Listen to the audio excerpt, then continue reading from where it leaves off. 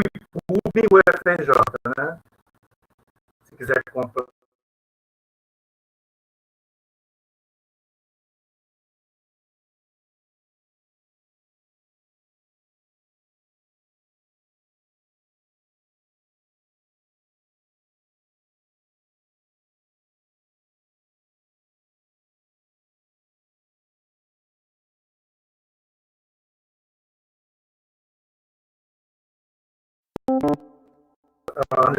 André chegou aí. André Deslandes.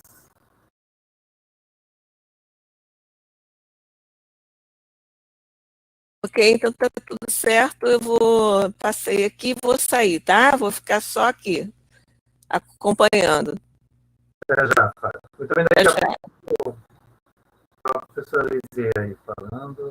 Ela que é a rainha da apresentação hoje. Tô querendo sair, peraí.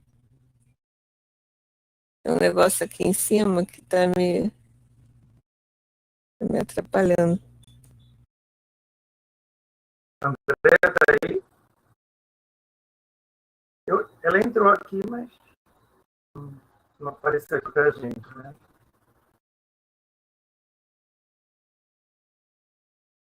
Tá aparecendo a mensagem ali.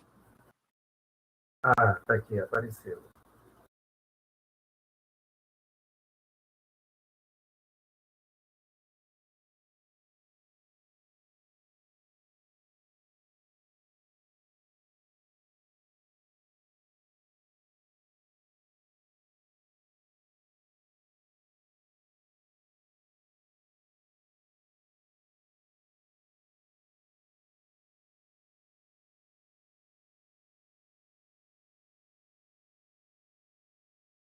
Vamos começar então.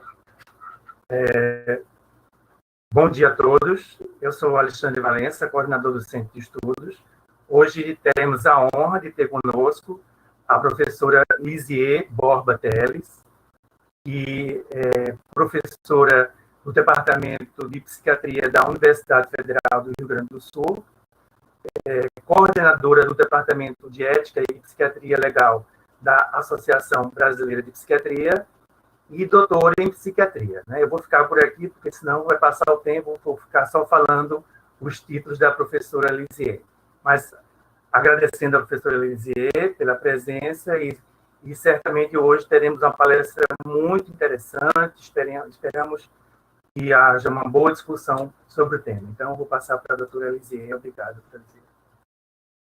Bom dia a todos. Eu inicio agradecendo o convite dos professores do Centro de Estudos, do Instituto, do IPUB da Universidade Federal do Rio de Janeiro.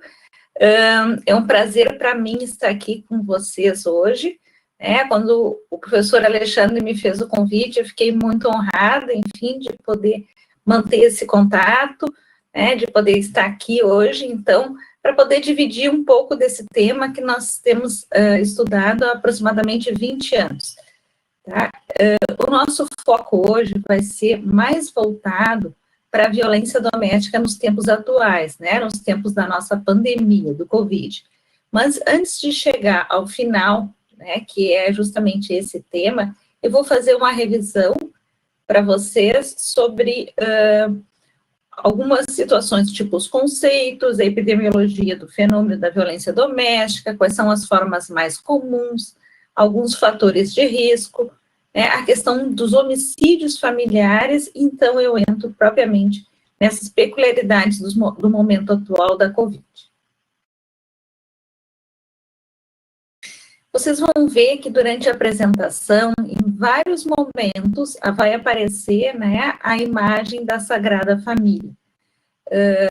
Essa imagem, nós buscamos, como eu disse para vocês, há mais ou menos 20 anos, nós já trabalhávamos no Instituto Psiquiátrico Forense Maurício Cardoso, e nós tínhamos o interesse de estudar um pouco mais a população do IPF, como nós chamamos, desse instituto, que havia cometido homicídios familiares, e por isso cumpriam uma medida de segurança, após terem sido considerados inimputáveis.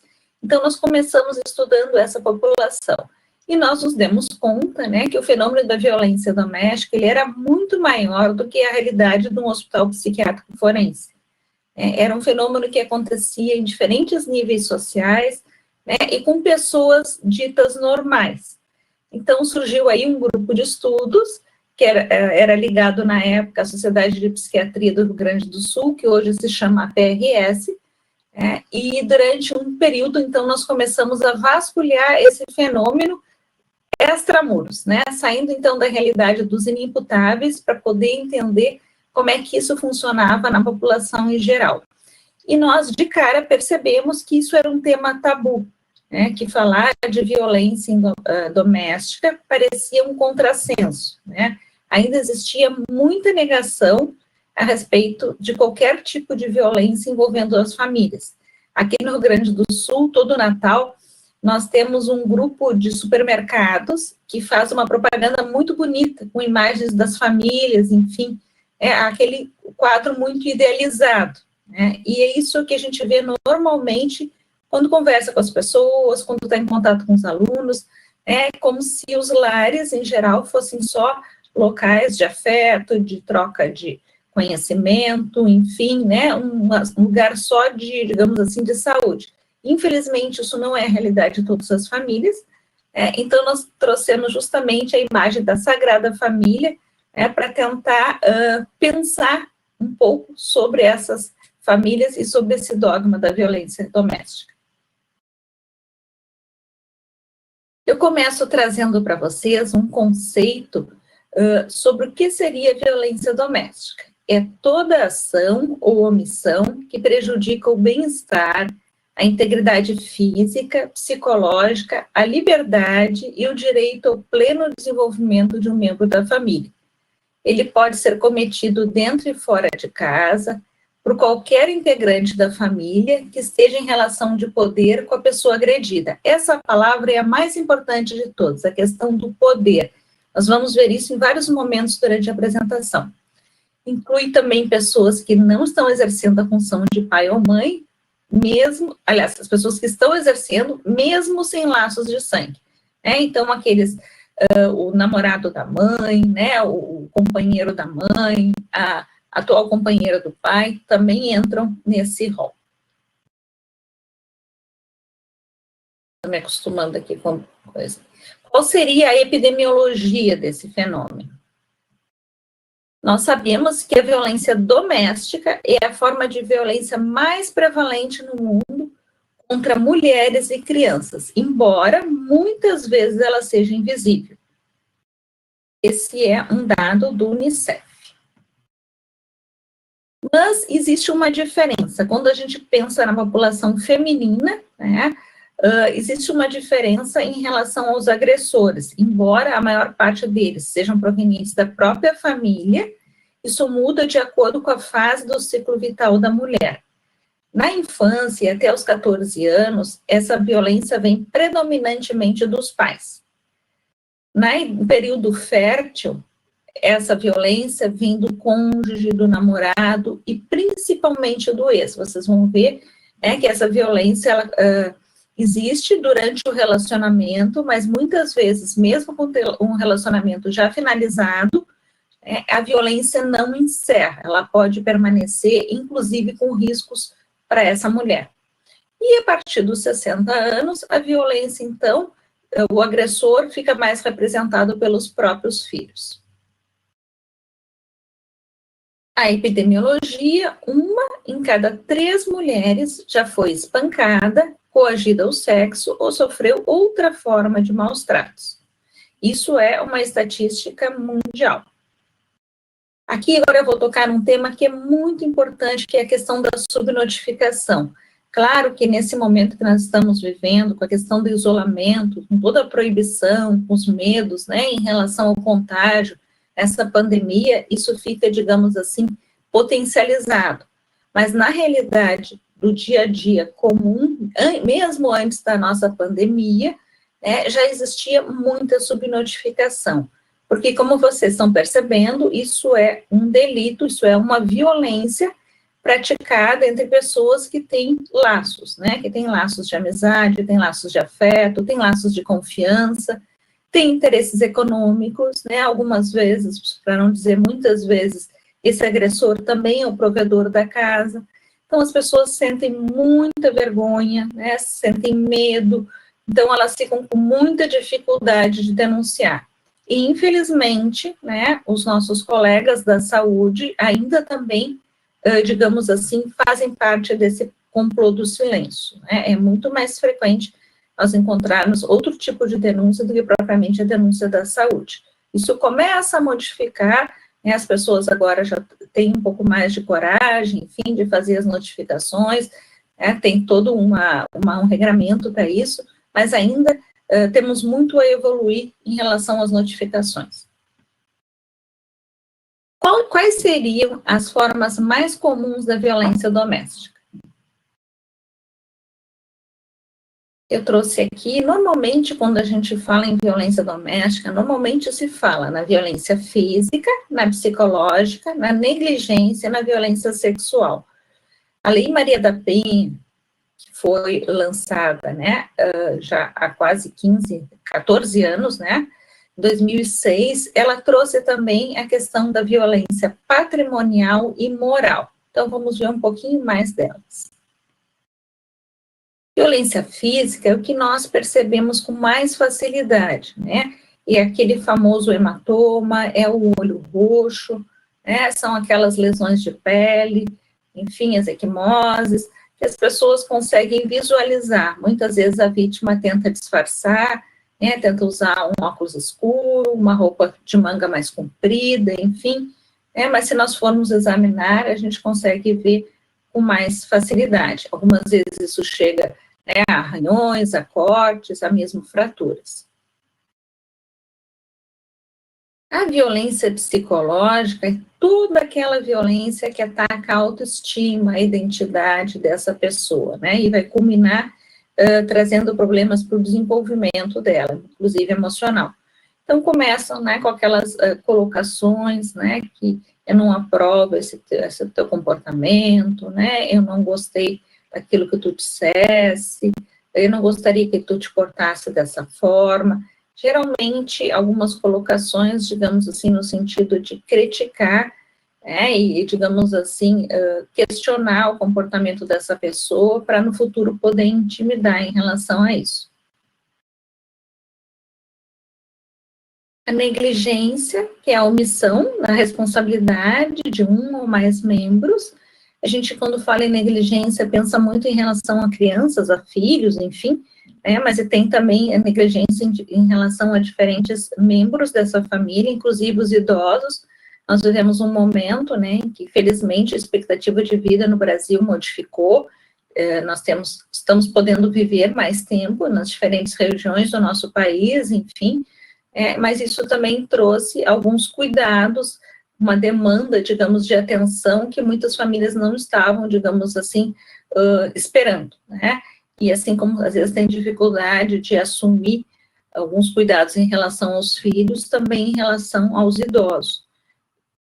Isso algumas vezes chega, né, a casos de negligência em relação à higiene, à própria alimentação, a cuidados básicos dessa população. Né, e toda a exploração que pode se estabelecer do ponto de vista econômico, porque nós vamos ver também a violência sexual, que é aquela na qual uma pessoa em situação de poder, normalmente a violência sexual dentro dos lares, ela não envolve o uso de armas, né, ela envolve muito mais a quebra da confiança, a imposição, a sedução dessa vítima, né, e eventualmente pode envolver o uso da força, ou mesmo o uso de uma arma branca, e muito raramente o uso de outro tipo de arma. Na violência doméstica, a agressão, ela é mais comumente parte de um padrão repetitivo, que envolve controle e dominação em relação a essa vítima, do que propriamente um único ato de violência.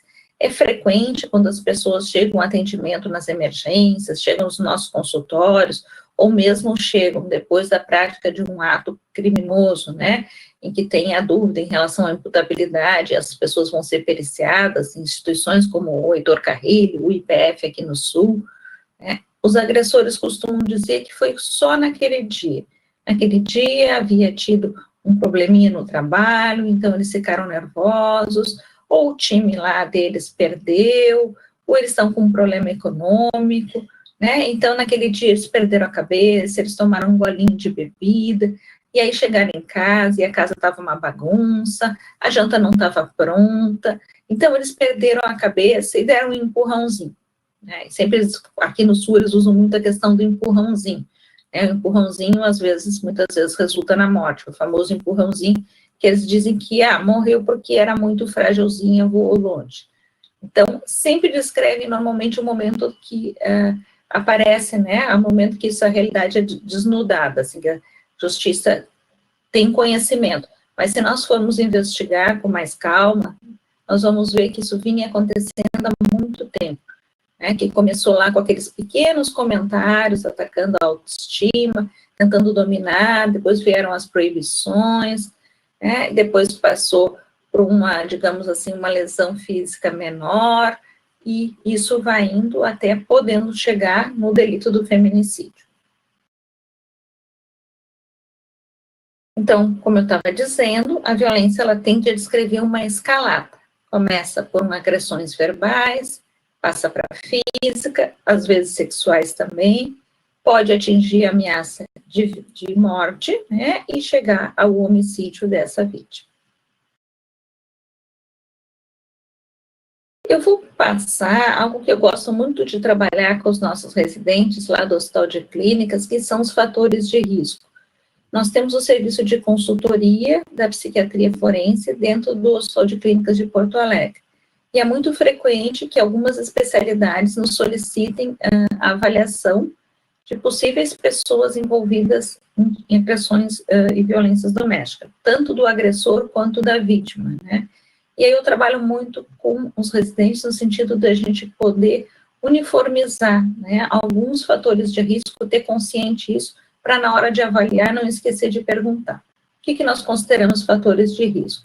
Os fatores de risco eles estão divididos, né, de acordo com a situação. O que seriam fatores de risco da família?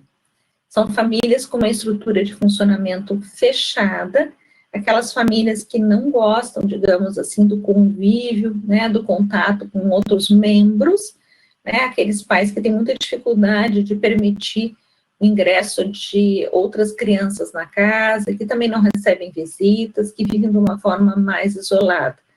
Chegam algumas vezes a fazer alguns comentários, para que ter amigos, né, o que vocês estão ganhando em relação a isso, as melhores pessoas estão aqui dentro dessa casa, coisas desse tipo, a gente ouve. Outro fator, famílias que se encontram em situação de crise, isso fecha, né, 100% com o momento que nós estamos vivendo agora. A gente sabe que nos momentos de crise é mais frequente que as pessoas, digamos, acentuem alguns traços que elas já apresentam. Então, tanto os traços bons, né, como a gente tem visto tantas pessoas envolvidas agora, né, em fazer caridade, em prestar socorro, né, em se preocupar com a prevenção do sofrimento dos outros, quanto também em relação às violências, enfim, algumas condutas antissociais. O que seria também outro fator de risco? Baixo nível de desenvolvimento da autonomia entre os membros. Então, são aquelas famílias que têm toda uma dependência econômica, emocional, em relação, geralmente, a um familiar, e essa pessoa controla o grupo todo. A presença de um modelo familiar violento nas histórias das pessoas envolvidas. É muito frequente, se nós perguntarmos, né, que essas vítimas, e mesmo o agressor, nos descrevam, né, que na família de onde eles vieram, enfim, que o pai costumava agredir a mãe, né, que a mãe era espancada na frente dos filhos, e essas atuais vítimas cresceram vivenciando esse tipo de fenômeno. Maior incidência e abuso de drogas, né, especialmente do álcool também, são fatores de risco. Aqui nós colocamos tanto em relação ao agressor quanto em relação à vítima. A história de antecedentes criminais ou uso de arma por parte dos agressores.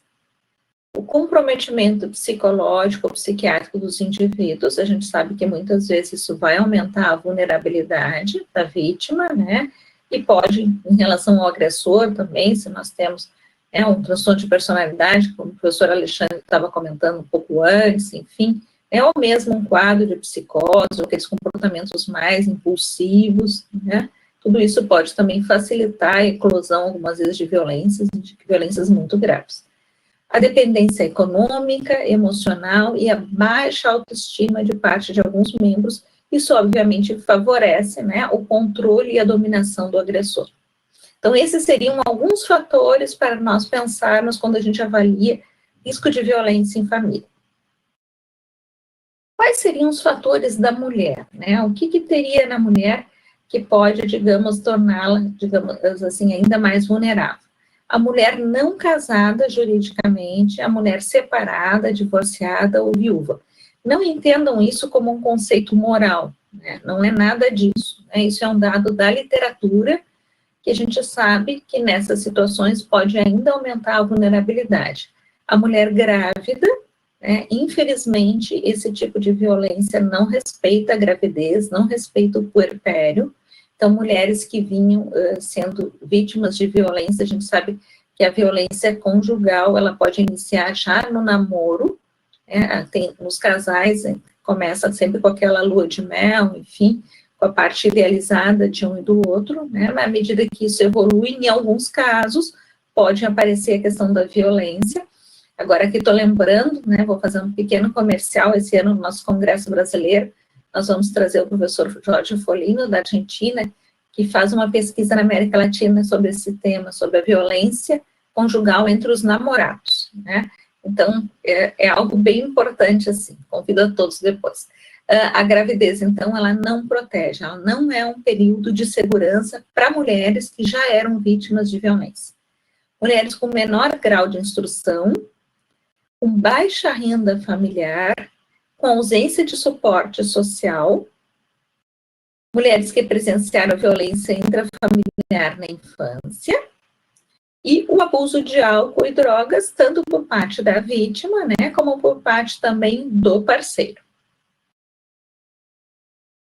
O que seriam fatores de risco da criança, né? A criança que é vítima da violência doméstica. Pais com histórico de maus tratos, abuso sexual, rejeição e abandono na infância. Pais adolescentes sem suporte psicossocial. Nós temos o fenômeno da violência na adolescência. É algo que sempre merece uma atenção dos serviços de saúde, um cuidado extra, porque a gente sabe que muitas vezes esses adolescentes não têm um suporte social, né, ainda não haviam desenvolvido a maturidade completa para essa função, e não é infrequente de nós encontrarmos entre pais adolescentes as negligências, né, aquelas crianças com um atraso na caderneta de vacinação, né, com alguns probleminhas do desenvolvimento, enfim. Então, pais adolescentes seriam um foco de atenção também. A gravidez não planejada ou negada, que é muito importante, né, aqueles casos, especialmente quando a gente fala dessa gravidez negada, daquelas mulheres que escondem durante os 9 meses, né, a barriga, ou tentam esconder, negam a gestação, não procuram um suporte da saúde, não fazem pré-natal, né, a gente deve ficar muito atenta, porque um percentual, felizmente não grande, né, pequeno desse grupo, pode estar planejando o neonaticídio, que a gente vai falar um pouquinho mais adiante. Mulheres que vivem uma gravidez de risco, mães que têm depressão na gravidez, falta de acompanhamento pré-natal, pai e mãe com múltiplos parceiros, famílias, né, que têm uma expectativa demasiadamente alta em relação a essa criança, aquelas famosas comparações entre os filhos, né, esse é o filho perfeito, esse que só nos dá orgulho, o outro é a ovelha negra, não acerta nunca, só faz bobagem, né, é uma criança, digamos assim, extremamente ativa, enfim, várias denominações e aquelas próprias comparações realizadas entre os filhos. E uma coisa muito importante, a ausência ou pouca manifestação positiva de afeto entre a mãe, o pai e os filhos. O que seriam fatores de risco do idoso, né? Eu gosto sempre de falar do idoso, porque como esse aumento, a expectativa de vida trouxe essa realidade, né? Não era tão frequente de nós termos tantos idosos no consultório, né? Os idosos frequentando os ambulatórios, as emergências. eu acho que ainda nós temos muito para aprender sobre isso. O que são fatores de risco? Idoso com várias doenças crônicas ao mesmo tempo, isso demanda, obviamente, cuidado e atenção. Idosos que têm uma dependência física ou mental, que têm déficits cognitivos, e já acompanhou, né, idosos com Alzheimer em casa, enfim, sabe, né, daquelas oscilações, da insônia que eles apresentam, daqueles momentos de alucinação visual, então, quanto isso precisa de cuidados. As alterações do sono, então, a incontinência urinária e fecal, a dificuldade de locomoção e a necessidade de cuidados intensos ou apoio para realizar as atividades do dia a dia. Todos são fatores que servem como fatores de risco para a violência contra o idoso. E agora, então, finalizando essa parte dos fatores de risco, eu trago o fator de risco do agressor. O que nós vemos, o que nós sabemos, que são fatores de risco desse agressor, em especial em relação à violência agora aqui conjugal. O fato de ser homem, porque o padrão de socialização masculino tende a ser mais rígido e homofóbico, Os meninos normalmente são educados, que a gente resolve as coisas no ato, enfim, os homens algumas vezes têm bastante dificuldade de poder tocar nos assuntos, enfim, então eles têm essa tendência a agir ao invés de conversar, aquilo que se costuma dizer que não pode levar desaforo para casa, que se apanhou tem que revidar, tem que bater mais forte, então é muito frequente que as pessoas cresçam ouvindo esse tipo de colocação. Homens que testemunharam a violência conjugal na infância, que sofreram alguma forma de abuso, dos mais diferentes formas, e abuso, negligência, homens que tiveram um pai ausente e que têm o uso de álcool e ou o uso de drogas. Trago aqui, existe, como eu coloquei para vocês, lá no iniciozinho que a gente estava falando, sobre a questão da violência no ciclo vital feminino, quanto os agressores, embora todos os familiares variavam de acordo com a fase do ciclo, também existe diferença em relação ao sexo da vítima. Você sabe que as meninas têm maior risco de sofrer abuso sexual, embora obviamente exista, e também em relação a meninos, a homens.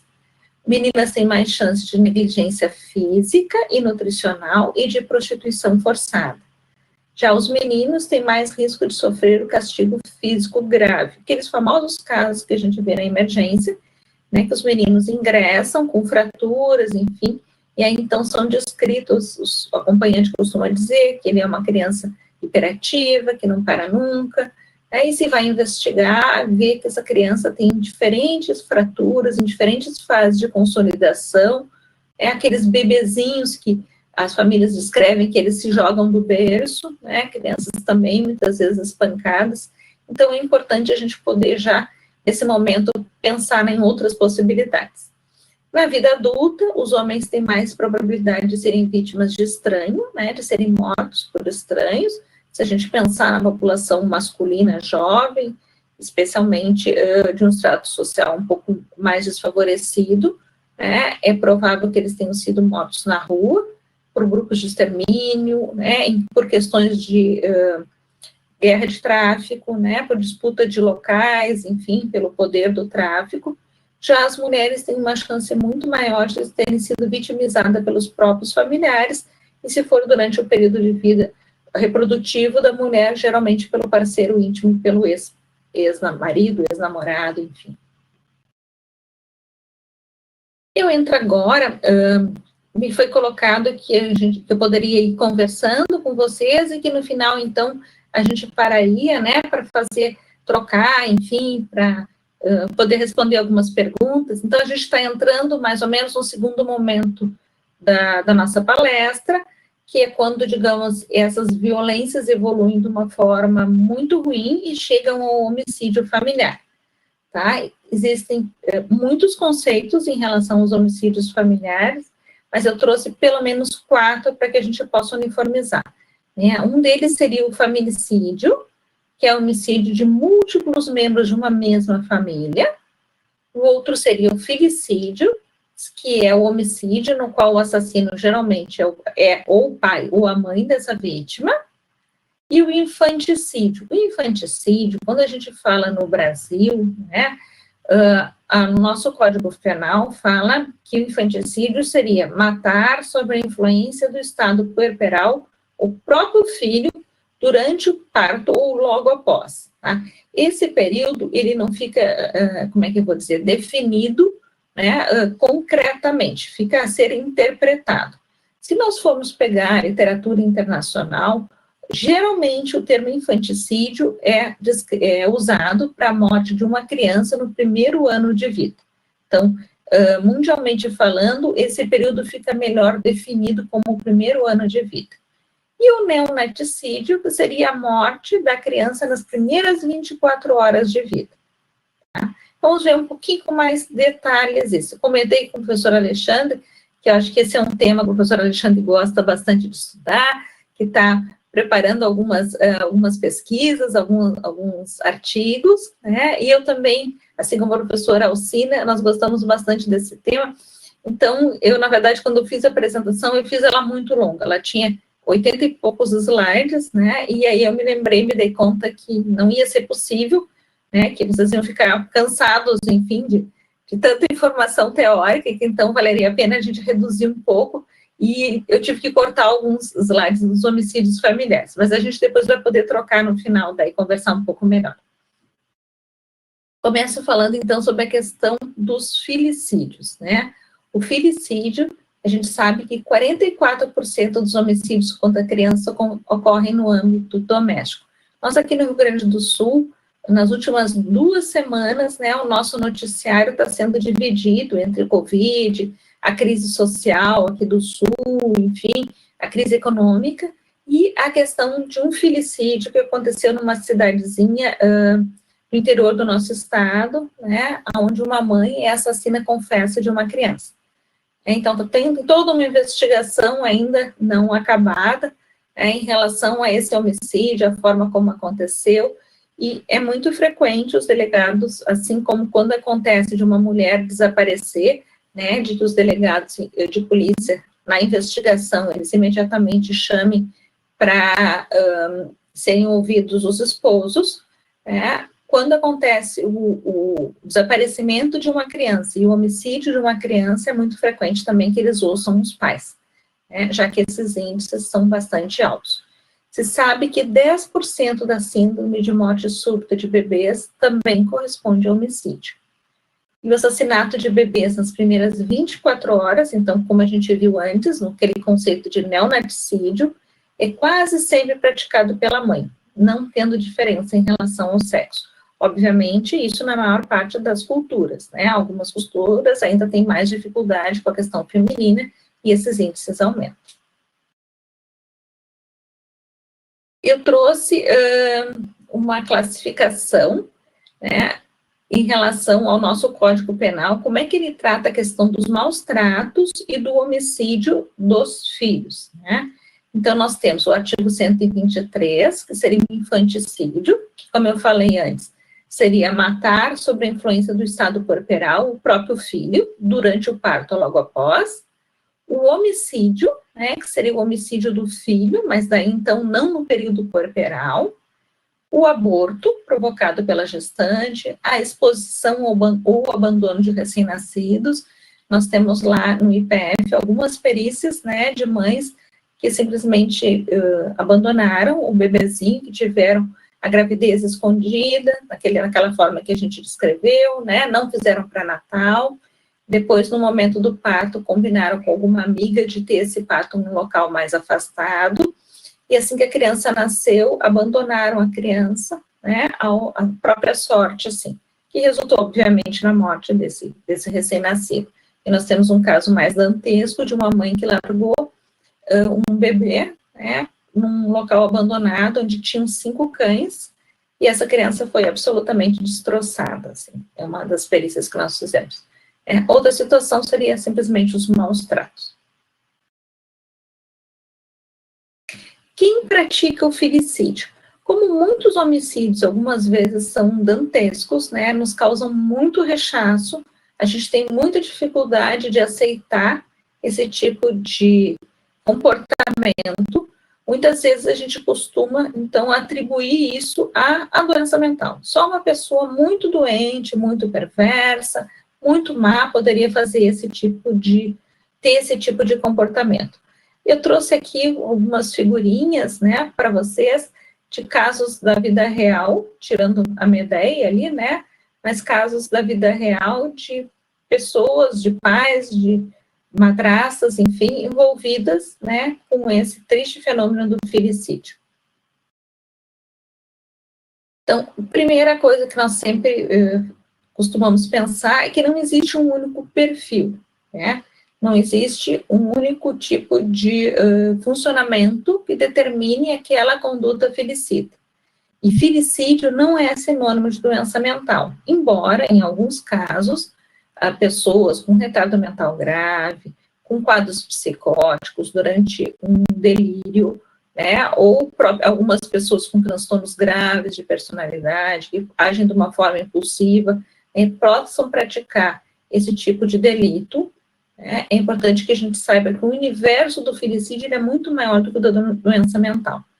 Tá? Então, é muito mais frequente nós encontrarmos, especialmente quando a gente fala no neonaticídio, aquelas mães que matam nas primeiras 24 horas, mulheres que não preenchem critérios para uma doença mental maior. O perfil varia de acordo com a idade da criança, do agressor, o sexo e a motivação para o delito. E o filicídio, normalmente, a gente costuma entender como resultado de uma interação de variáveis, tanto daquela pessoa, né, daquela situação, como propriamente da vítima também. Esse autor, o Resnick, fez um trabalho muito bonito, né, sobre a revisão, sobre o tema do filicídio, né, estudando desde 1751 até 1967, e de cara ele faz uma divisão entre os filicidas. Existem as neonaticidas para esse autor e as filicidas em geral. As neonaticidas seriam aquelas mães que matam nas primeiras 24 horas, normalmente se tratam de mulheres mais jovens, solteiras, não tem um predomínio de doença mental nessa população, a gravidez geralmente era indesejada, porque era ilegítima, porque foi resultado de um estupro, né, ou foi vivenciada como um empecilho para o desenvolvimento dessa mãe ou desse casal. As outras que matam as crianças após as 24 horas, ele classificou como as filicidas, aí entrariam as mais mulheres casadas, mais velhas, e estariam divididas por diferentes motivações. Vamos ver um pouquinho melhor. Existiria, então, para o Resnick, o filicídio altruístico, o surto psicótico, a criança indesejada, o filicídio acidental e o filicídio como revanche ao esposo, né, as famosas Medeias.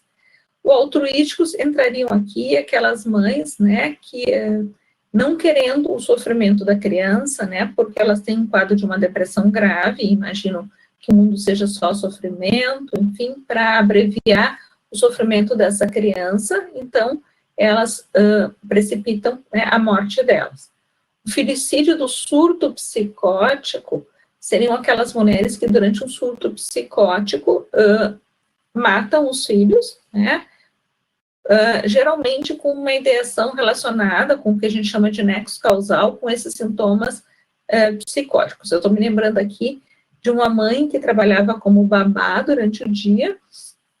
Ela trabalhou durante o dia inteiro como babá, e ao chegar em casa, obviamente, ela já estava atrapalhada, né, ela já estava psicótica, ela tinha uma crença de que o mundo iria terminar, mas para o mundo não terminar, ela precisava fazer o sacrifício de uma criança.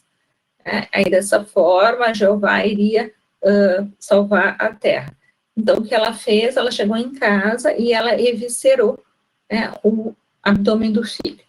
É uma criança já de uns 4 ou 5 anos, assim. O filicídio da criança indesejada, né, aquelas crianças, enfim, que não foram planejadas, enfim, não foram nunca desejadas, e que, em algum momento, então, isso é planejado. O filicídio acidental, a morte não era o objetivo, enfim, mas digamos, o que eles descrevem erroneamente, né, como digamos assim, um corretivo na criança, uma tentativa de educá-la, sempre eles usam esse tipo de palavra, de distorção, né? Na verdade, essa criança vinha sendo espancada, maltratada, enfim, e um dia essa violência é um pouco além da conta, como eles dizem, e a criança acaba falecendo. E o filicídio como revanche ao esposo, a Medea, aqui a gente fala em revanche ao esposo, mas também pode ser em relação à esposa, né? São aqueles assassinatos, geralmente cometidos na frente do parceiro, né? Para produzir uma dor, enfim, acho que não tem uma dor maior para uma mãe do que a perda de um dos filhos. Aqui eu trouxe a figurinha, né, uma imagem da Medea, né, do Eurípides, enfim, Medea apontando para as crianças mortas, elas já não existem, sofrerás por isso, Jason. Então, quando ela toma conhecimento que o esposo, o companheiro dela, estava envolvida com outra pessoa, ela sacrifica os 2 filhos.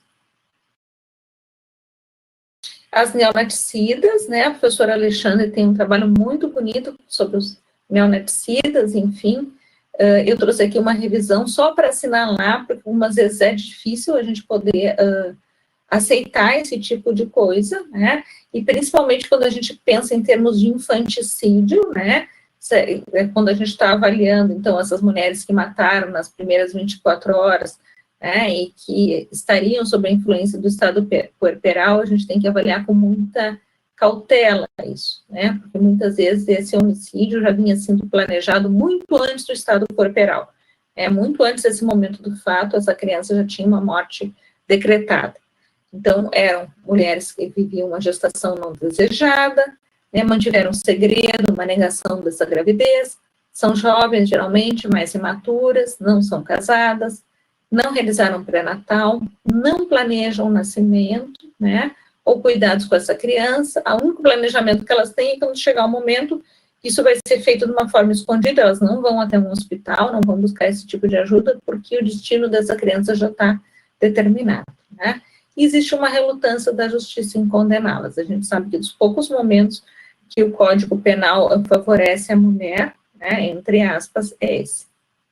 Por quê? Porque significa uma pena, ou muitas vezes uma absolvição nesses quadros do infanticídio. O que seriam sinais de alerta, né? O que nós, que tratamos com doença mental, que somos médicos, que trabalhamos com a saúde, devemos ficar alerta em relação a esses homicídios, né? Que situações nos chamam mais atenção e são importantes. As primeiras 24 horas de um bebê, o primeiro ano de vida, né, e a adolescência são os momentos onde normalmente as crianças ficam mais expostas a esse fenômeno do filicídio, tá? Mães jovens com pouca escolaridade, sem pré-natal, também merecem a nossa atenção. Mães com risco de suicídio, né? Algumas vezes o risco de suicídio dessa mãe inclui, né, levar junto as crianças para que eles não permaneçam sofrendo, como elas costumam dizer. A presença de maus tratos prévio aos filhos. Sempre que eu faço uma perícia de filicídio, eu sempre investigo a questão dos maus tratos prévios. E é muito frequente, os trabalhos mostram isso. Tem uma colega nossa da Colômbia que trabalhou só com esse aspecto, né, procurando antecedentes de maus tratos antecedendo o filicídio. Geralmente, essas mães já haviam praticado vários tipos de maus tratos prévios antes de matarem, né, em momentos diferentes. A evidência de hostilidade contra o filho preferido da esposa, um transtorno factício imposto ao outro, né, vocês lembram que são aquelas patologias que as pessoas criam sintomas, né, daí seria, se ela cria em relação a ela própria, seria um transtorno factício, passa a ser um transtorno factício imposto ao outro quando ela impõe digamos, a doença à criança, né, é muito frequente na relação mãe-filhos, mas também pode acontecer uma avó com relação à criança e outros membros da família. E o recém-nascido que nasce, né, com alguma incapacidade, enfim, com alguma deficiência mais grave. Esse é um artigo que nós publicamos, que a gente revisou bastante a questão do transtorno factício imposto ao outro, e os maus tratos infantis, né, por quê? Porque nós queríamos avaliar a questão quem são os personagens dessa história triste, né? Muitas vezes é a mãe, né? É essa criança, e acaba entrando todo o sistema de saúde, né? Na medida de que essas mães procuram desesperadamente internar, e durante a internação, né, criam sintomas, enfim, para justificar a realização de exames mais complexos, um período maior de permanência no hospital, e, obviamente, isso vai mexer bastante com o nosso narcisismo médico, né, vai criar várias situações nas equipes terapêuticas, enfim, e riscos também para essa criança e para o médico, enfim, que pode, né, por um excesso de investigação, colocar a criança em risco. Entro agora numa parte final, que fala da questão do uxoricídio, né, que seria o homicídio da mulher casada. Aqui eu falo casada, mas pode ser a namorada, pode ser a companheira, enfim, a ficante. É importante a gente lembrar que isso não é um fenômeno raro. O homicídio praticado por parceiro, o companheiro, ele representa 13% dos homicídios, e nós temos 6 vítimas mulheres para uma vítima homem, né? Eu estou falando muito na questão do homem agressor e da mulher como vítima. Obviamente que existem mulheres agressoras e homens vítimas também, né? Só que a prevalência desse fenômeno é muito menor. Tá? Mas também existe, né? Nós temos alguns casos que a gente compartilha na imprensa, né? Acompanha pela imprensa de algumas mulheres que vieram a matar os seus companheiros, enfim, né? Por diferentes situações também, mas é bem mais raro isso acontecer. Aqui um alerta: entre 2007 e 2017, houve um aumento de 20% na taxa nacional de homicídio de mulheres. A taxa, então, que era de 3,9 para cada 100 mil habitantes, passou para 4,7. Eu estou louca para saber a taxa, né, quando essa pandemia terminar, né, para que índices nós evoluímos, né, já que a gente sabe que os índices são crescentes e isso tiveram, digamos assim, um aumento agora na pandemia. Nós vamos ver já logo em seguida.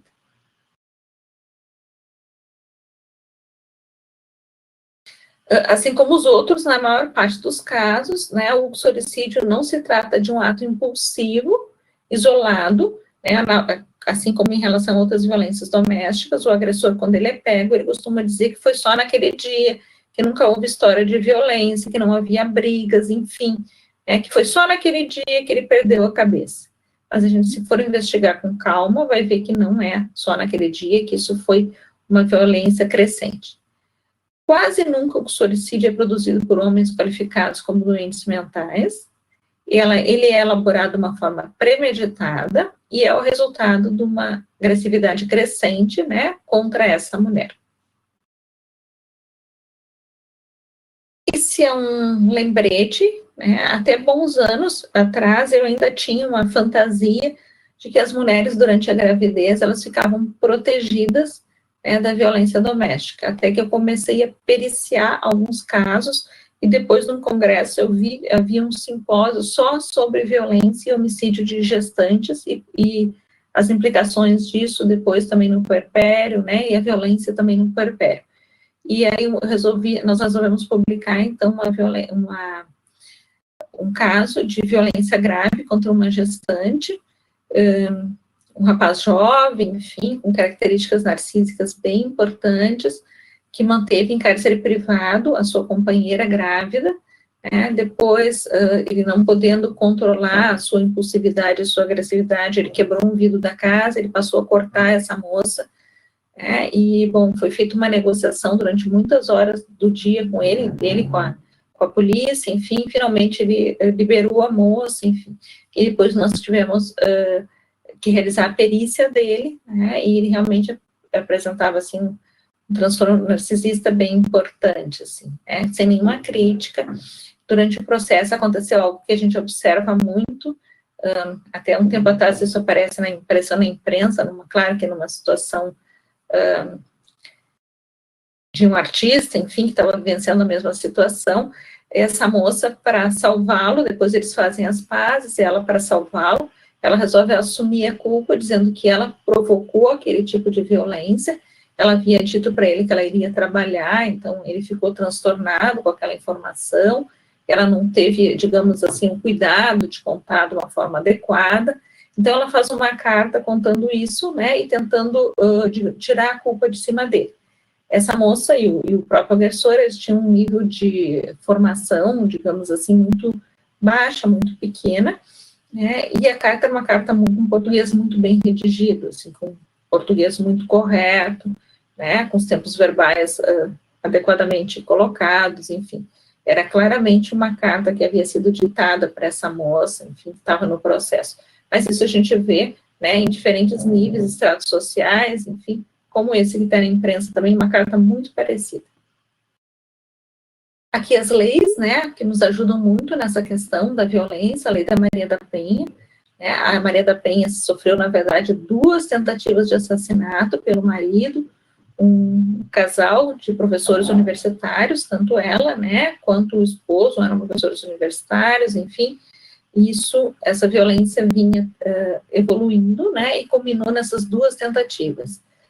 Ela presta queixa 1 ano depois, né, esse senhor, ele é condenado a 10 anos de prisão, ele ficou só 2 anos preso, e em função disso, a Maria da Penha, então, teria coragem e resolve denunciar os direitos humanos da OEA, e a partir daí nós tivemos por pressões externas, nós tivemos uma série de mudanças na legislação, que culminaram, inclusive, na Lei Maria da Penha, né, que é a Lei 11.340.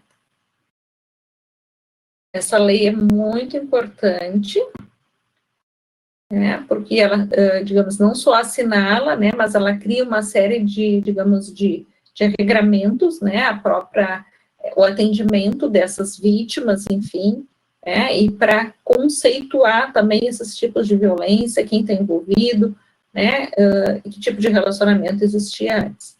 Seguindo a Lei Maria da Penha, nós temos a criação da Lei Feminicídio em 2015, que é a Lei 13.104, né, que traz essa questão, digamos, traz evidência para esse qualificador do homicídio, né, em função da feminilidade, em função do ser mulher, né, e ele traz uma coisa que eu considero muito importante, que é o aumento da pena, né, do feminicídio de 1/3 à metade, se o crime for praticado durante a gestação ou nos 3 meses posteriores ao parto, e essa lei considera esse tipo de crime como um crime hediondo, né.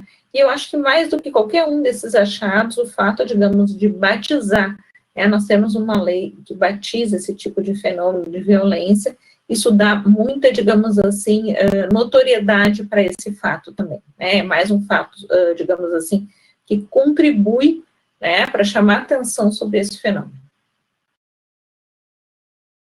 O feminicídio seria o homicídio de múltiplos membros de uma família, pelo menos se considera que para ser um feminicídio tem que ter matado 2 grupos diferentes de familiar. O mais comum é o assassinato da esposa e do filho, isso é um caso real, que foi periciado lá no IPF, na época teve muita repercussão aqui no Sul, eram pessoas com uma certa projeção do meio social mais diferenciado, né, onde esse senhor mata o filho na frente da mãe, né, e depois, então, mata a mãe. E aí, então, ele faz uma tentativa de suicídio, só que enquanto a mãe e crianças foram mortas com um facão, ele pega uma faquinha de cozinha sem ponta e tenta fazer um corte no pulso, enfim, aí não funciona, então, mas isso seria um gesto suicida dele. Esse é um caso de feminicídio que nós periciamos. O feminicida, quando ele tem um quadro de um transtorno de humor grave, normalmente ele faz a tentativa de suicídio de uma forma bastante grave, para morrer mesmo, né? E esse senhor, ele envenenou a própria família, as pessoas morreram, e ele era uma pessoa muito grande, uma massa muscular grande, e ele ficou muito tempo na UTI, mas ele acabou sobrevivendo. E em função disso, ele foi acusado, né, de feminicídio e foi encaminhado ao IPF para ser periciado, e nós fizemos essa perícia. Como muitos deles não sobrevivem, é difícil a gente estudar a questão do feminicídio. A gente teria que estudar através dos jornais ou entrevistar os outros membros da família que não foram mortos nesse momento. Os diagnósticos mais frequentes de feminicídio seriam abuso de substâncias, transtorno de humor, transtornos psicóticos, transtorno de personalidade dependente e narcisista.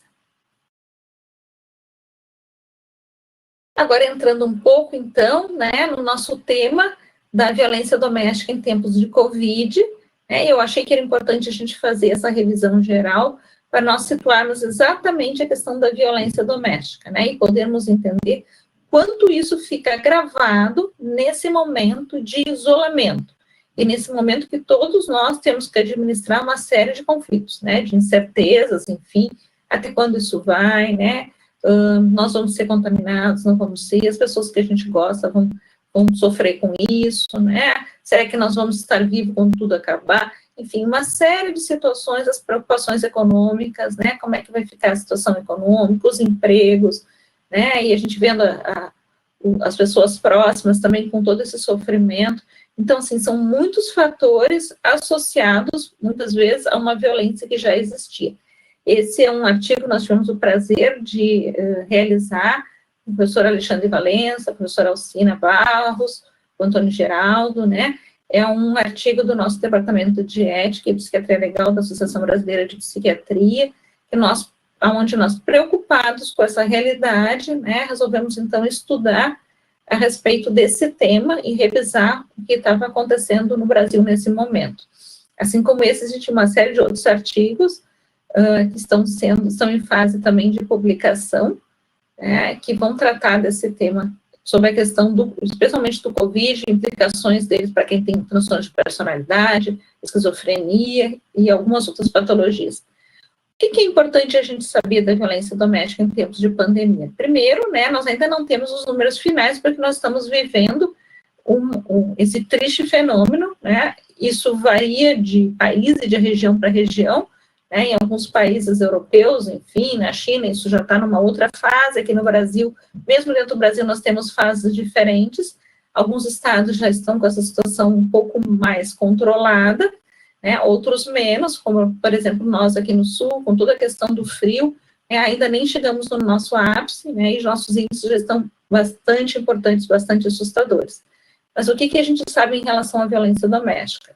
Alguns dados preliminares da França nos mostram que houve um aumento de 32% a 36% nas denúncias de abuso doméstico. Na Espanha, esse aumento foi de 20% em relação às chamadas, às denúncias. No Reino Unido, foi de 25%. E no Brasil, segundo dados da CNN, teria aumento de 40% na violência doméstica.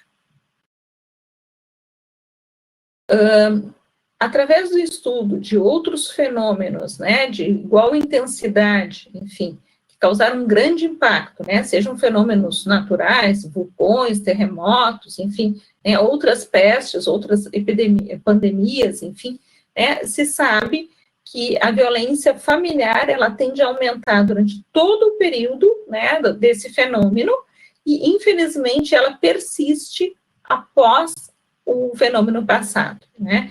Então, a nossa preocupação em estudar a questão da violência doméstica não só é pelo que nós estamos vivendo neste momento, mas porque provavelmente isso vai permanecer por um bom tempo. Além disso, a gente sabe, né, que toda a questão da violência, ela implica numa série de reações das pessoas, e que aquelas pessoas que já tinham transtornos mentais podem agravar esses quadros, pessoas que estavam estabilizadas podem, nesse momento, apresentar uma piora dos sintomas, e algumas pessoas que até não tinham quadros semelhantes podem desenvolver um transtorno de estresse pós-traumático, um quadro depressivo, um aumento no uso de álcool e drogas, né, e vários outros sintomas da linha psiquiátrica. Por que tudo isso acontece, né? Geralmente, esse tipo de pandemia, né, esse tipo de situação extrema está envolvido com um aumento no estresse econômico, essa insegurança, toda a questão das pessoas, as firmas, as empresas que estão fechando, né, as pessoas estão sendo demitidas, né, os profissionais autônomos que não estão tendo muito como trabalhar também, a questão da instabilidade nos relacionamentos, né, aquelas situações que já vinham, digamos assim, tanto quanto um equilíbrio tão muito tênue, nesse momento parece que rompe. Essa semana, ainda no jornal leigo aqui do Sul, saiu uma reportagem sobre o alarmante índice de solicitações de separação, de divórcio nesse período, né? Então, pessoas que já vinham pensando e agora com confinamento, digamos, resolveram ter a coragem de dar os primeiros passos, né? Isso tem muita relação com esse convívio próximo. A questão do isolamento determinando aumento da convivência, né? Aumento de conflitos em gerais, e quem tem essa questão um agressor na família, né? Isso fica pior, obviamente, porque agora essa vítima está confinada com esse agressor, né? E essa vítima está mais vulnerável ainda, e o agressor mais empoderado, porque agora ele vai ter tempo, né? Agora essa vítima não tem aonde denunciar, né? Já que existe toda essa orientação de não sair de casa, já que a gente sabe que muitas instituições estão fechadas nesse momento, né? Ou atendem só em regime de plantão, em situações muito específicas, né? E as vítimas ficam desencorajadas a procurar. A questão da saúde, né? Que está basicamente focada no hospital onde eu trabalho, é um hospital agora Covid, então quase que 100% dos nossos atendimentos estão voltados para isso, e outras situações ficaram relegadas para um segundo momento. A questão do serviço social também muito voltada à questão da doença Covid, mas, né, não em relação a esse tipo de assistência, a própria segurança e a justiça.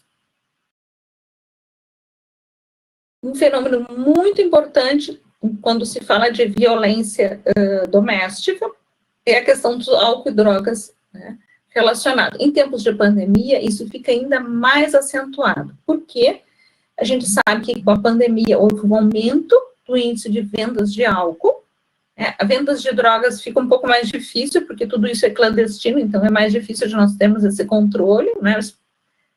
Teria que se arrumar um outro método para investigar. Com o fechamento dos restaurantes, dos pubs, nós estamos vivendo aqui em Porto Alegre, né? O Rio Grande do Sul, ele foi setorizado de acordo com o risco da cidade ou da região, e de acordo com o risco, a gente recebe uma cor, né, que vai lá dos bloqueados, do branco até o vermelho, que seria o máximo. Nesse momento, Porto Alegre está no índice de vermelho, então isso significa que tudo vai ser fechado. Nós temos aberto apenas o sistema de saúde, alguns supermercados, né, e algumas questões da polícia, assim. O resto, nesse momento, está tudo fechado. Então, sabe que essas pessoas, né, que normalmente ingeriam álcool em restaurantes, em bares, em pubs, nesse momento não podem ter acesso a esse local, passam a ingerir dentro das próprias casas. A dificuldade de ter acesso ao tratamento, já que a maior parte dos tratamentos também não estão sendo realizados, né, já que a prioridade agora é a pandemia, e isso determina também uma chance de recaídas de pessoas que já tinham, né, uma história de uso, de abuso, e mesmo de dependência de álcool e drogas. Bom, para finalizar, eu gosto muito desse pensamento que foi lá do Bion, mas não o nosso Bion da psiquiatria, mas um biopensador lá do século I a.C., e que ele dizia que os meninos apedrejam as rãs por brincadeira, mas elas morrem de verdade. Mais uma vez, eu queria lembrá-los e convidá-los, né? Eu divido com o professor Alexandre, com o professor Alcina, a coordenação do Departamento de Ética da nossa Sociedade de Psiquiatria. Então, eu gostaria de convidar todos para participarem esse ano das nossas atividades. Nós temos um curso, nós temos simpósios, nós temos muitas mesas de psiquiatria forense, e nós gostaríamos de contar com a participação de todos vocês. Então, aqui o meu e-mail, se alguém desejar depois fazer algum tipo de contato, e meu agradecimento ao professor Alexandre Valença pelo convite, aos demais colegas, né, do Centro de Estudos, enfim, foi um grande prazer poder estar aqui com vocês. Um agradecimento à Fátima, que me ajudou também, a Fátima Melca, que me ajudou nos ensaios aqui, com toda a parte eletrônica. Foi um grande prazer estar aqui, e agora, então, eu fico à disposição para a gente trocar, para conversar, enfim, para responder perguntas. Muito obrigada. Muito obrigado, professora Elisier, pela brilhante apresentação, né? A professora Elisier, ela é uma verdadeira expert nesse tema e em outros, mas nesse tema realmente é fantástico, né? Como ela tem tantas publicações sobre isso, né? Então, sem dúvida, uma apresentação muito rica, que trouxe muitas informações para a gente que vão se refletir aqui nas inúmeras perguntas, né? Então, a primeira pergunta do Marcos Lima. Conforme a professora tratou dos fatores de risco em família, quando a violência ocorre da mãe para com o pai dessa família, os fatores são os mesmos ou existem características e impactos diferentes? Desculpa, Alexandre, quando a violência acontece da mãe para? quando a violência ocorre da mãe para o pai, se existem impactos e fatores diferentes para compreender e motivar essa violência. Geralmente a violência, digamos, aí, da mãe para o pai seria talvez da mãe para o companheiro, é isso? Isso. O pai da mãe. Da mãe para o companheiro, eu acho, né? Tá. Isso. Geralmente a violência de casal, a violência de parceiro íntimo, que normalmente é a tradução mais fidedigna, né, dos artigos internacionais. Geralmente os fatores são exatamente os mesmos, né? O que nós encontramos muito, embora a prevalência seja menor, né, de mulheres que maltratam esposos, normalmente nesses casos nós temos também envolvimento com álcool e drogas, né? Nós temos mulheres, muitas vezes, como que a gente chama do eixo 2, né? De traços de personalidade importantes, presentes, desde a questão da border, né? Que já no namoro já tinha um ciúmes patológico em relação ao namorado, tentava controlar ele, quebrava objetos que ele gostava, enfim, às vezes se botava nessa pessoa, arranhava, rasgava a roupa, jogava os objetos pela janela. Existem mulheres com traços antissociais também, aí é um outro tipo de violência, né, que tem mais a ver daí com a questão do planejamento, algum tipo de ganho, né, normalmente antes delas matarem esse companheiro, ele tinha uma espécie de seguro, que elas eram beneficiárias, enfim, tinha algum outro tipo de ganho, que acabou resultando, então, né, nesse tipo de cometimento. Mas os fatores são, sim, muito parecidos, a forma como elas tentam controlar essa vítima também tem funcionamento, digamos assim, mais dependente em relação daí a essa mulher, os fatores são muito parecidos, né, não importa o sexo, só o que muda é a prevalência. Obrigada, professora Lizzie. Agora a pergunta da Jusley Júpiter, ela, na verdade, fez 3 perguntas. Se o aborto entra nas estatísticas de filicídio, estudos sobre infanticídio em aldeias de indígenas, como é que ele é visto, e se estão sendo feitas pesquisas quanto à violência aos filhos de casais homoafetivos. Uhum. Excelente perguntas também. O aborto não entraria, né? O aborto, na verdade, o artigo, né? Porque, como eu mostrei antes, é o infanticídio, é o homicídio, e o outro artigo seria o aborto, né? Não é muito frequente, na minha prática, né, de nós fazermos perícia de aborto, tá? A menos que isso seja descoberto, seja denunciado, tá? E eu também não me lembro, nessas revisões que nós fizemos a respeito do felicídio, de encontrar, digamos, algum perfil específico de mulheres que praticam aborto. Mesmo entre aquelas mulheres neonaticidas, tem esse artigo que o professor Alexandre publicou, é muito interessante, porque ele toca num tema que está crescente, que é o tema das neonaticidas. Sempre o perfil do Resnick, que era aquela situação que ele falava, da mulher jovem, desamparada, que esconde a gravidez e depois mata o bebezinho. Hoje nós sabemos que existe, obviamente, essas mulheres, mas existem mulheres mais velhas que têm outros filhos e que lá pelas tantas praticam o neonaticídio, ou que praticam mais de um neonaticídio. Eu já tive uma perícia desse tipo. É mais raro, enfim, mas também existe. Então, assim, mas aí a legislação são crianças nascidas a termo, quer dizer, tem um parto a termo, e aí, então, elas planejam, elas executam esse assassinato. Em relação ao aborto, é um outro tipo penal, é separado no nosso código com outro número, e eu não tenho experiência em termos de perícia, eu me lembro de ter feito uma única perícia em relação a isso, onde nós avaliamos, era uma mulher que tinha um transtorno de personalidade, enfim. Em relação ao infanticídio dos índios, foi muito bem lembrado. Num dos slides que eu cortei, falava da questão histórica, do filicídio e do neonaticídio, Você sabe que em algumas civilizações, lá na antiguidade, que em Roma, se a criança nascesse com algum defeito, ela poderia ser, a critério do pai, ela poderia ser eliminada. E a gente sabe que na cultura indígena, algumas digamos, aldeias, a questão do infanticídio, ele ainda é praticado. Há um tempo atrás, até teve uma reportagem bem importante numa revista leiga, denunciando esse fato. né, por muitos motivos, enfim.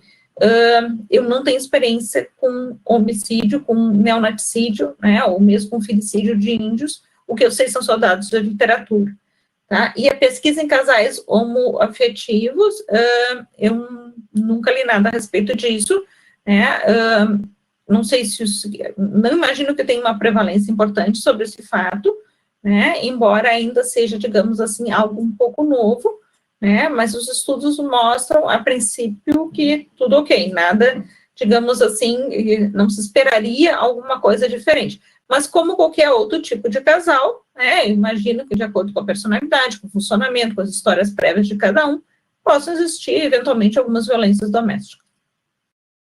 Obrigado. Agora a pergunta do Franklin Souza. Bom dia, gostaria de parabenizar o tema. E tem uma pergunta. Homem sofre violência doméstica?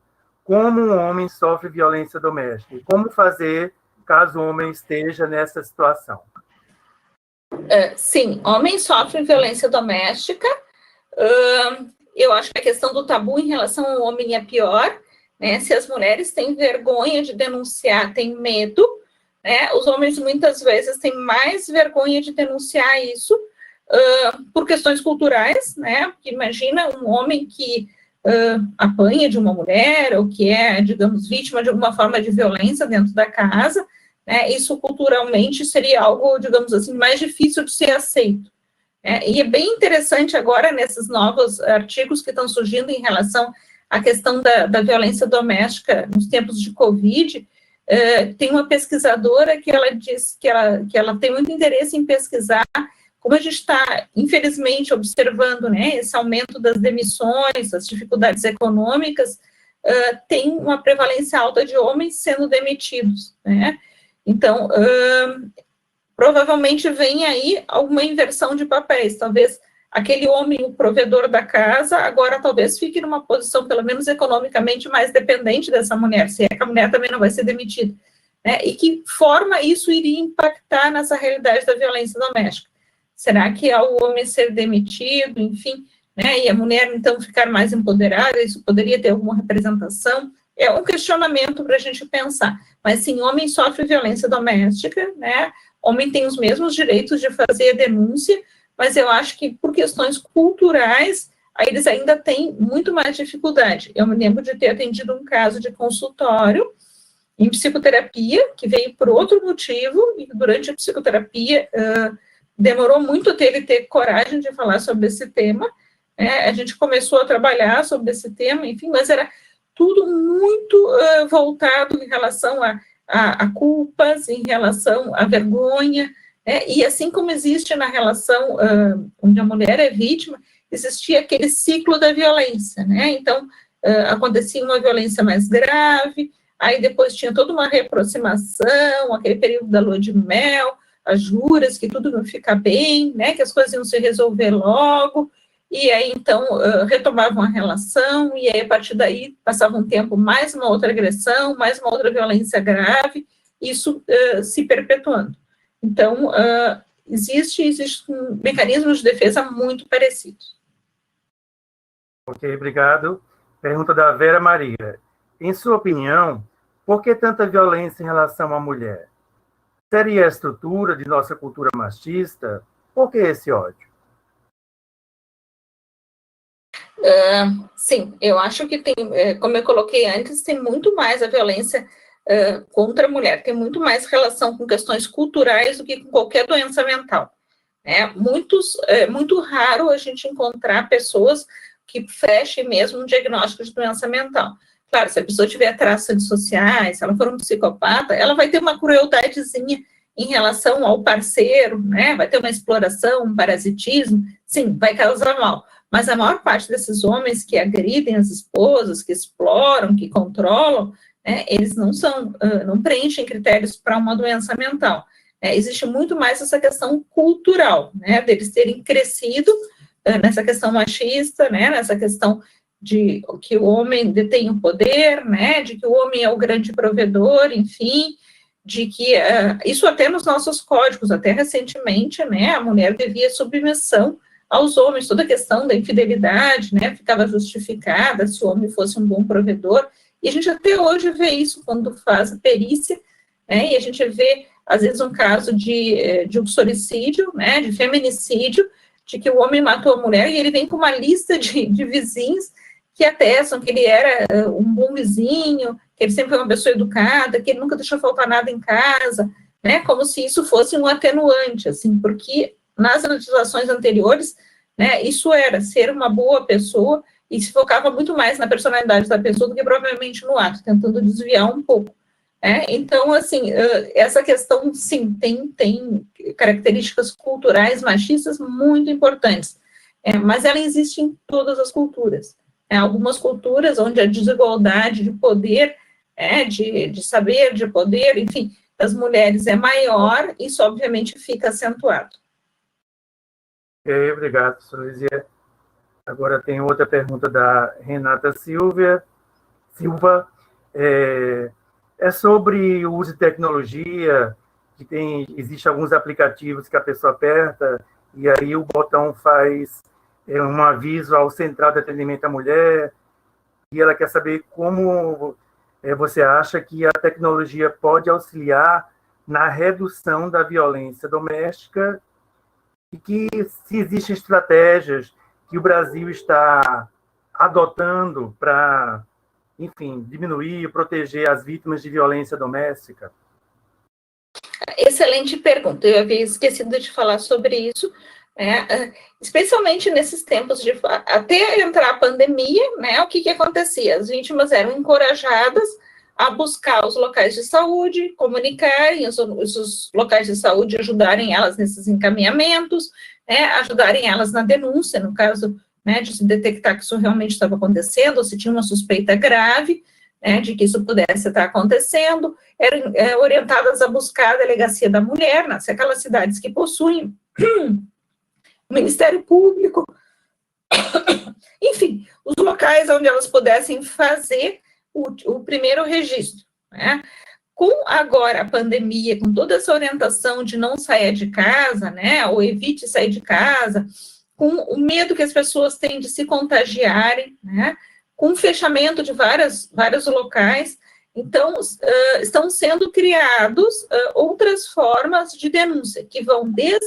o nosso Ministério lá da Mulher, da Família e da Cidadania, que criou o Disque 100 e o Disque 180 para denúncias, os Disque 100 para denúncia de violência dos direitos humanos, envolvendo criança, envolvendo idoso, envolvendo morador de rua, envolvendo populações que estão, digamos, mais vulneráveis, e o 180, então, centralizando a violência contra a mulher, onde essa denúncia, essa ligação, ela pode tanto ser feita pela vítima, como também ela pode ser feita por algum vizinho, por algum amigo, que vai denunciar.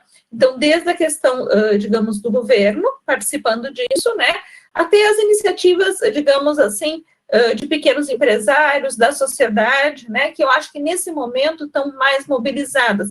E eu acho que isso foi um dos poucos ganhos que a pandemia veio nos trazer. E foi justamente, da gente criar alternativas, quebrar, às vezes, algumas rigidezes do nosso funcionamento, de que só existia uma forma, Acho que até nós, profissionais da saúde, sempre tivemos uma crença da psiquiatras também, de que o nosso atendimento tinha que ser exclusivamente presencial, por todas as características, enfim, e com os tempos modernos, nós tivemos até que nos adaptar, para o atendimento assistencial também, através das videoconferências, enfim, e não é, digamos assim, que nós temos mais experiência, ou talvez o mais desejável, mas é o possível. E essa questão da violência está na mesma forma. Então, se criaram várias situações, desde aqui, eu acho que cada região tem as suas, vou dar alguns exemplos que a gente faz aqui no Sul, tem uma empresa de transporte que, se a pessoa ligar, e disser que quer ir, por exemplo, a uma delegacia da mulher, não é cobrada a corrida. Tem uma rede de farmácias que, se a pessoa chegar e pedir que ela quer comprar uma máscara roxa, o atendente da farmácia vai imediatamente dizer a ela que a máscara roxa está em falta nesse momento, mas vai pedir todos os dados, o celular, o endereço, porque isso significa que inicia, então, aí uma denúncia. A máscara roxa significa que estou passando por violência dentro da minha casa. E, assim, algumas instituições nacionais, né, como de cosméticos também, orientando. Então, assim, eu acho que estão surgindo, e eu acho isso um fator muito positivo. Eu acho que a pandemia, embora nesse primeiro momento a gente ainda não tenha noção do número exato desse tipo de violência, porque, obviamente, muitas dessas pessoas ainda não denunciaram, não conseguiram sair, às vezes não tem poder econômico para sair, para pagar, né, alguma coisa, então a gente ainda não tem número, mas começam a surgir outras formas, e algumas vezes a gente sabe que são os momentos de violência extrema, ou, digamos assim, de crise maior, que as pessoas tomam coragem para, então, mudar suas vidas, né, para realmente pedirem, né, aquela separação, para buscarem outras formas de viver. E tem um aspecto que eu me esqueci, que eu não falei antes também, que me preocupa muito, que não é só a violência conjugal, mas é a questão do abuso sexual dentro das casas. Que ainda, eu tive até recentemente falando com os colegas que trabalham no CRAI, né, que é o nosso centro que trabalha com crianças vítimas de violência sexual, isso ainda não chegou, isso ainda não foi denunciado, não houve um aumento ainda, que eu acho que passa muito por toda essa questão do não saia de casa. Né, mas eu imagino que pessoas que já praticavam violência sexual contra crianças, nesse momento, que as coitadas das crianças sequer têm aula, estão confinadas também, né, mais expostas a esse agressor, eu imagino que isso vai significar um número maior também. Obrigado. Temos mais uma pergunta aqui do Marcos Lima, novamente. E quando essa violência física e psicológica ocorre com a família toda por um membro, no caso, a mãe?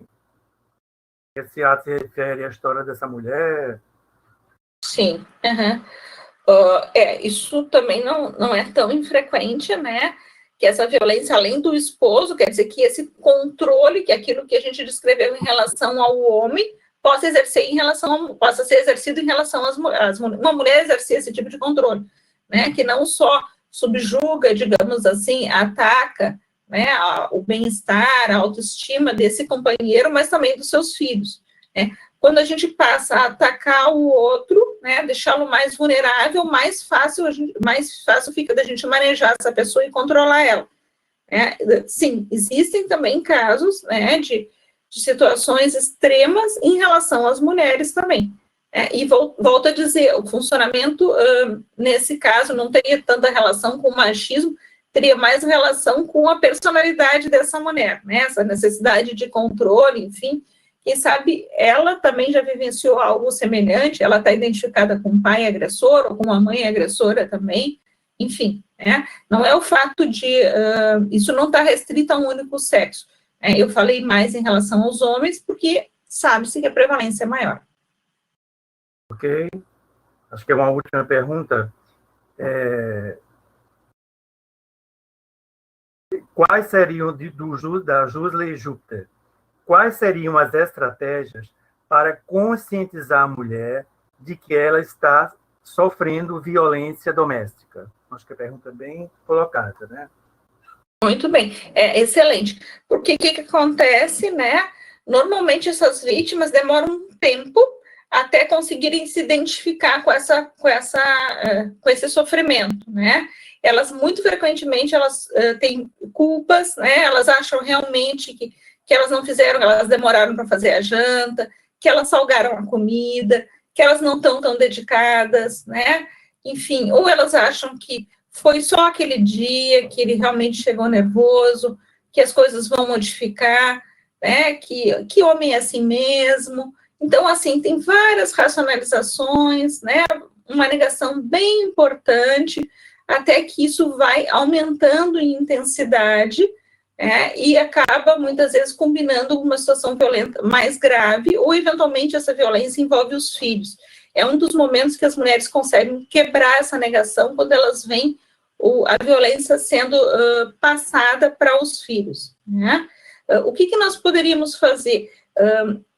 O nosso primeiro impulso seria dizer, olha, vá até a delegacia de polícia, denuncie, né, e separe, faça alguma coisa nesse nível. Mas isso digamos assim, muitas vezes o final desse caminho, né? Então, assim, eu acho que vale muito mais a gente oferecer um suporte para essa mulher, né? Oferecer uma escuta, um acompanhamento, uma assistência social. Como é que essa mulher, que é dependente economicamente, que tem vários filhos, né, que não tem um suporte social, depois de ir até uma delegacia denunciar essa pessoa, ela vai precisar voltar a dormir com o agressor, né? Então, depois de ser feita a denúncia, que recurso ela tem? Se ela depende economicamente, ela não tem como viver, ela não tem onde morar com esses filhos. Então, assim, são muitos passos até chegar naquele final. Claro que algumas situações são extremas que você tem que dizer que a denúncia tem que ser feita naquele momento e ela tem que ser retirada, né, e amparada pelo Estado, mas isso não é a realidade. O Estado não tem casas para abrigar todo esse fenômeno. Então, vale muito mais a pena, digamos, oferecer um suporte, né, do ponto de vista emocional, psicológico, psiquiátrico, um acompanhamento dessa vítima, um acolhimento, às vezes, se puder fazer um acolhimento para essa família, né, uma avaliação dessa família, melhor ainda, né, se orientar, digamos, algumas orientações jurídicas, sociais, enfim, para então que essa mulher possa fazer o caminho dela com mais condições, enfim, com mais amparo. Bem, muito obrigado, professora Elisier. Não temos mais perguntas. Então, eu quero novamente agradecer à professora Elisier, né? Foi um dia muito rico, de muito aprendizado para todos nós, e declaro a sessão encerrada. Um bom final de semana para todos, professora Elisier. Muito obrigado mais uma vez. Muito obrigada também. Um abraço. Tchau, tchau. Abraço, obrigada.